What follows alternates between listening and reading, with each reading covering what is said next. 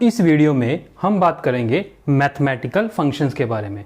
तो आपके सिलेबस में 3 मैथमेटिकल फंक्शन गिवन है, पावर, मोड और राउंड। ठीक है, तो सबसे पहले पावर को देख लेते हैं। तो ये फंक्शन का नाम है, सिंटैक्स है पावर, एक वैल्यू आएगी m n। तो इस फंक्शन के अंदर क्या होगा, जो m है उसकी पावर हो जाएगी जो n की वैल्यू है। ठीक है, means m raises to the nth power. जैसे हम यूज़ करते हैं सेलेक्ट पावर 3,2 मीन्स 3 की पावर हो जाएगी 2, तो आंसर आ जाएगा 9। तो इस तरह से पावर फंक्शन को हम यूज़ करते हैं कि एक नंबर को हमें किसी पावर तक लेके जाना है। ठीक है, तो किसी नंबर को पावर में लेके जाना है तो उसको यूज़ करते हैं हम पावर फंक्शन का। तो अगर मैं यहाँ पर 3 यूज़ कर लेता हूँ तो जाएगा 3 पावर 3 मीन्स 27। ठीक है, तो इस तरह से पावर फंक्शन को यूज़ कर सकते हैं। फिर आता है नेक्स्ट मोड। मोड का मतलब होता है कि अगर हम किसी नंबर को दूसरे नंबर से डिवाइड करते हैं तो जो रिमाइंडर बचता है वो आ जाता है आउटपुट में। ठीक है, तो अगर ये मोड फंक्शन है, इसमें ये पहला नंबर है, ये सेकंड नंबर है। पहले नंबर को सेकंड नंबर से डिवाइड करेंगे तो जो रिमाइंडर बचेगा वो आ जाएगा आउटपुट में। तो मोड 15,7, 15 को 7 से डिवाइड करते हैं तो रिमाइंडर बचता है 1, तो आउटपुट में आ जाएगा 1। उसके बाद दूसरा मोड 15.7,7, तो अगर 15.7 को 7 से डिवाइड करते हैं तो रिमाइंडर बचता है 1.7। तो मोड फंक्शन को हम यूज़ करते हैं रिमाइंडर के लिए कि अगर हमें डिवीज़न परफॉर्म करनी है उसमें से अगर हमें रिमाइंडर चाहिए तो हम यूज़ करते हैं मोड फंक्शन का। और तीसरा फंक्शन आपके पास राउंड। तो राउंड में आता है m, n। ठीक है, तो ये कुछ एक नंबर है। ठीक है, ये डेसिमल पॉइंट नंबर है। डेसिमल पॉइंट्स को राउंड ऑफ करने के लिए हम इस फंक्शन का यूज़ करते हैं। तो एक्चुअल नंबर ये होगा और किस प्लेस तक उसको राउंड अप करना है वो है वैल्यू n। n की वैल्यू पॉजिटिव भी हो सकती है, 0 भी हो सकती है और नेगेटिव भी हो सकती है। तो ये सारे डिफरेंट एग्जाम्पल के साथ मैंने समझाया हुआ है। तो पेपर में किसी भी टाइप से पूछा जा सकता है। तो ये जो एग्जाम्पल गिवन है ना, इनमें सारी टाइप्स आपके पास कवर हो जाएंगी। तो सबसे पहले देख लेते हैं राउंड 15.19,1, मतलब इस 15.19 को हमने राउंड अप करना है विद डेसिमल पॉइंट 1।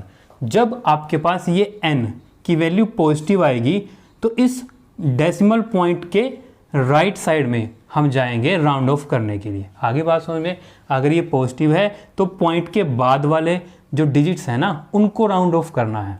तो ये पॉजिटिव है तो हम पॉइंट के बाद वाले नंबर को राउंड ऑफ करेंगे। तो ये स्टार्ट होएगा 1 है, तो इसका मतलब पहले प्लेस से ही हमने इसको क्या करना है, राउंड ऑफ। तो ये पहला नंबर है 1। ठीक है, अब 1 को हम राउंड ऑफ 1 करेंगे या 2 करेंगे वो डिपेंड करता है। जैसे अगर मेरे पास कोई नंबर है 3.5, ठीक है, तो अगर किसी के नंबर आते हैं 3.5 तो उसको राउंड ऑफ किया जाता है। अगर ये जो पॉइंट के बाद वाला नंबर है अगर ये 5 है या 5 से ज़्यादा है तब ये नंबर बन जाता है 4। अगर ये बंदा 3.4 होता मान लो, ठीक है, ये जो पॉइंट वाला नंबर है ये 5 से कम है तो राउंड ऑफ में ये जाएगा 3 पर, क्योंकि ये 0 की तरफ जाएगा फिर। ठीक है, ये कहाँ तक जाएगा, 0 की तरफ, तो ये बन जाता है 0। तो इसी तरह से ये जो है मतलब 1 का मतलब है पहले डिजिट्स को राउंड ऑफ करना है। तो पहले डिजिट को राउंड ऑफ करने के लिए उसका नेक्स्ट डिजिट देखेंगे हम क्या है। ये 5 से बड़ा है ना, तो इसका मतलब ये जो 1 है ये किसकी तरफ जाएगा, 2 की तरफ।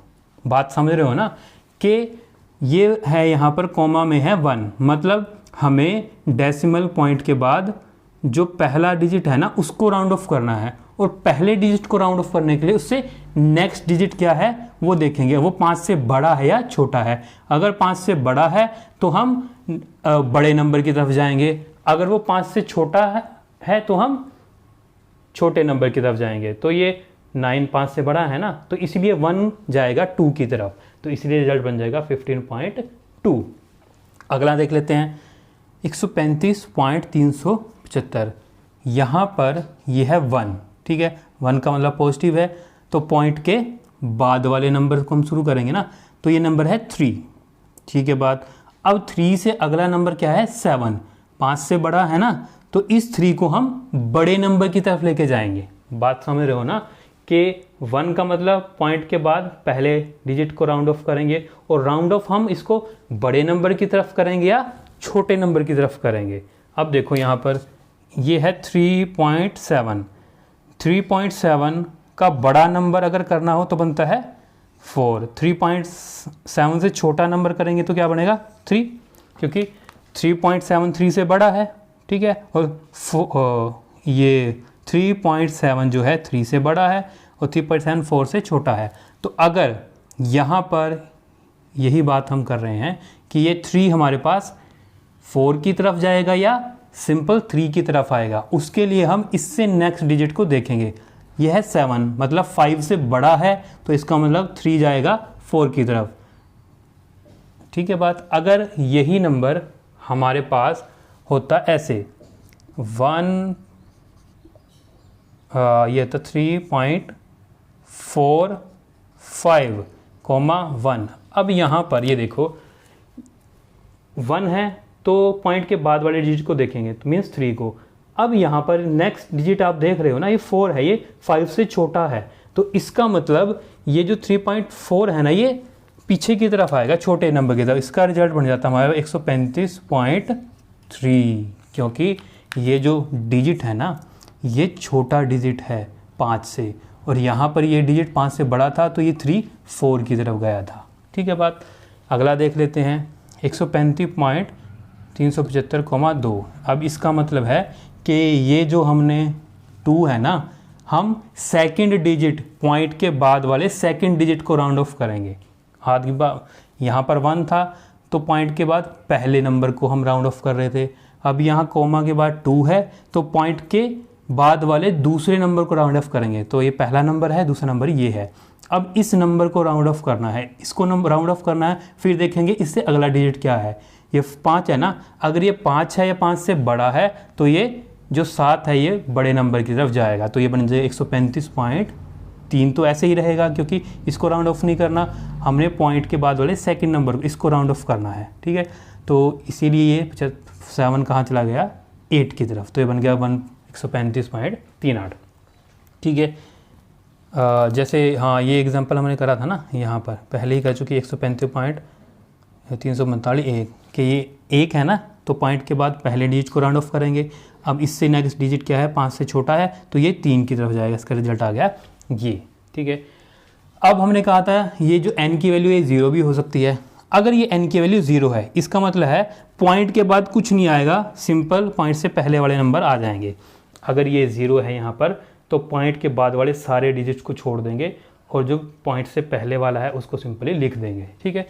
उसके हमने कहा था ये नेगेटिव भी हो सकता है। अगर ये नेगेटिव है यहाँ पर, तब देखते हैं क्या बनेगा। तो अब देखो राउंड 155.375 -1, जब ये वैल्यू माइनस होगी ना, तो हम पॉइंट के लेफ़्ट की तरफ जाएंगे। मीन्स अभी तक तो जब ये पॉजिटिव था तो पॉइंट के राइट की तरफ हम राउंड ऑफ कर रहे थे, अब ये माइनस है तो हम पॉइंट के लेफ़्ट की तरफ राउंड ऑफ करेंगे। अब ये है -1 है ना, तो हम इधर आ जाएंगे, ठीक है। अब इधर आएंगे तो ये क्या बनेगा, इससे इधर का नंबर देखेंगे, ठीक है। ये है 5, तो इसीलिए ये बड़ा है, तो ये कहाँ, सॉरी ये -1 है, तो यहाँ पर आके हम चेक करेंगे, तो इसीलिए किसकी तरफ जाएगा बड़े नंबर की तरफ। तो कहाँ आ गया 160, ठीक है। अब हम देख लेते हैं कि ये जो नंबर है ये 5 से छोटा है, तो इसीलिए ये 5 से छोटा होने की वजह से ये जाएगा हमारे पास 50 की तरफ, ठीक है। उसके बाद यहाँ पर आप देख सकते हैं ये -2 है, तो हम 2 पॉइंट और इधर आ जाएंगे, 2 पॉइंट्स और इधर आएंगे। अब ये -2, 2 पॉइंट इधर आए ना, तो यहाँ पर हम देखेंगे ये जो नंबर है ये क्या है 55, तो ये 50 से बड़ा है।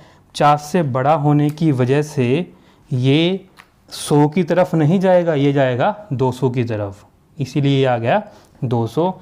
अब यहाँ पर सेम नंबर है, सेम -2 है, लेकिन अब ये क्या आ गया 47, ये 50 से छोटा है इसीलिए ये पूरा नंबर 100 की तरफ जाएगा। अगर ये 50 या 50 से बड़ा होता तब ये 200 की तरफ जाता, लेकिन अब ये 50 से छोटा है तो ये किसी की तरफ जाएगा 100 की तरफ। और अब यहाँ आप देख सकते हो ये है -3, तो ये ऑलरेडी 3 डिजिट हैं, ठीक है, इससे आगे कोई डिजिट है ही नहीं, ये पूरा नंबर क्या हो जाएगा 0। तो ये कहने का मतलब है अगर यहाँ पर जितने डिजिट हैं, यहाँ पर जितने डिजिट हैं उतनी ही वैल्यू उतने ही वैल्यू आए माइनस में। जैसे 3 डिजिट है तो -3 आ गया तो ये कम्प्लीटली 0 हो जाएगा, ठीक है। तो ये याद रखना है, यहाँ पर जितने डिजिट्स होंगे और उतना ही नंबर माइनस में है तो ये कंप्लीट नंबर क्या हो जाएगा 0। और ये भी बात हमने ध्यान की होगी कि जब ये माइनस वैल्यू थी ना तो हमने सिर्फ पॉइंट से पहले वाले नंबर को राउंड ऑफ किया, पॉइंट के बाद वाले को हमने छोड़ दिया है। तो ये हमारे पास था मैथमेटिकल फंक्शन। तो ये 3 आपके पास सिलेबस में फंक्शन हैं जिनको हम कर चुके हैं। इसके अलावा कुछ और फंक्शन भी हैं, उनको भी देख लेते हैं। वो सिलेबस में तो नहीं है लेकिन उनको हम एक बार कर लेते हैं। तो एक नंबर है ABS, इसका मतलब होता है एब्सोल्यूट, मीन्स अगर यहाँ पर वैल्यू आती है -15 रखते हैं। एब्सोल्यूट का मतलब होता है कि ये इसकी जो एक्चुअल वैल्यू मतलब कि पॉजिटिव नंबर है ना उसमें कन्वर्ट हो जाएगा, ये आ जाएगा 15। अगर ABS ये आ गया मान लो 14.7, फिर भी ये 14 आ जाएगा, इस तरह से। मतलब अगर नेगेटिव में है ना तो इसको पॉजिटिव में कन्वर्ट कर देगा एब्सोल्यूट फंक्शन। उसके बाद आता है SQRT, मतलब हमने स्क्वायर रूट करना है। अगर यहाँ पर आ जाएगा 4 तो 4 का स्क्वायर रूट क्या होता है 2, ठीक है। स्क्वायर रूट के लिए आ गया SQRT, ठीक है बात। अगर यहाँ पर हम यूज़ कर लेते हैं 25 का स्क्वायर रूट होता है 5, ठीक है। उसके बाद होता है EXP, एक्सपोनेंशियल फंक्शन। ये मान लो है एक्सपोनेंशियल फंक्शन का मतलब होता है कि यहाँ पर जो वैल्यू देंगे हम e की पावर में चली जाएगी। वो e की वैल्यू हमारे पास गिवन है ये 2.7, e की वैल्यू जो गिवन है ना वो है 2.718। तो मतलब अगर हम एक्सपोनेंट फंक्शन यूज़ करेंगे और उसमें कुछ वैल्यू यूज़ करेंगे, यहाँ पर अगर हम मान लो यूज़ कर लेते हैं 2, तो इसका मतलब हो जाएगा e की पावर 2 और e की वैल्यू है 2.718 टू द पावर 2। ये है एक्सपोनेंशियल फंक्शन। इस तरह से इसको हम यूज़ कर सकते हैं, ठीक है जी बात। तो नेक्स्ट फंक्शन हमारे पास ये 3 फंक्शन हो गए। 2 फंक्शन और देख लेते हैं। एक होता है फ्लोर, ठीक है, इसमें वैल्यू होती है कुछ। फ्लोर का मतलब होता है अगर मेरे पास फ्लोर के अंदर एक डेसिमल पॉइंट की वैल्यू आई है 15.7, ठीक है। फ्लोर का मतलब होता है डाउनवर्ड। तो अगर ये 15.7 है ना तो इसको हम डाउनवर्ड, इसको हम मतलब पीछे की तरफ ले जाएंगे तो ये बन जाएगा 15, ठीक है। ये बड़ा नंबर की तरफ नहीं जाएगा, ये छोटे नंबर की तरफ जाएगा अगर ये यूज़ है फ्लोर के अंदर। इसी तरह एक होता है सील। अगर यही नंबर सील के अंदर रखा जाता है तो ये रहता है बड़े नंबर की तरफ, तो ये बन जाएगा 16। आगे बात समझ में। तो फ्लोर क्या करता है छोटे नंबर की तरफ लेके जाता है और सील हमारे पास कहाँ लेके जाता है बड़े नंबर की तरफ। आगे बात समझ में। तो ये हमारे पास कुछ और मैथमेटिकल फंक्शन थे, एब्सोल्यूट, एक्सपोनेंट, ठीक है, SQRT और फ्लोर और सील। और ये 3 जो पहले हमने करी आपके पास सिलेबस में है। तो अगर वीडियो आपको अच्छी लगी है, पसंद आई है तो प्लीज़ चैनल को सब्सक्राइब करें, वीडियो को लाइक करें, बेल आइकन दबाएं। अगर आपको कंप्यूटर साइंस की बुक चाहिए तो डिस्क्रिप्शन लिंक है, वहाँ से जाकर परचेज़ कर सकते हैं। धन्यवाद।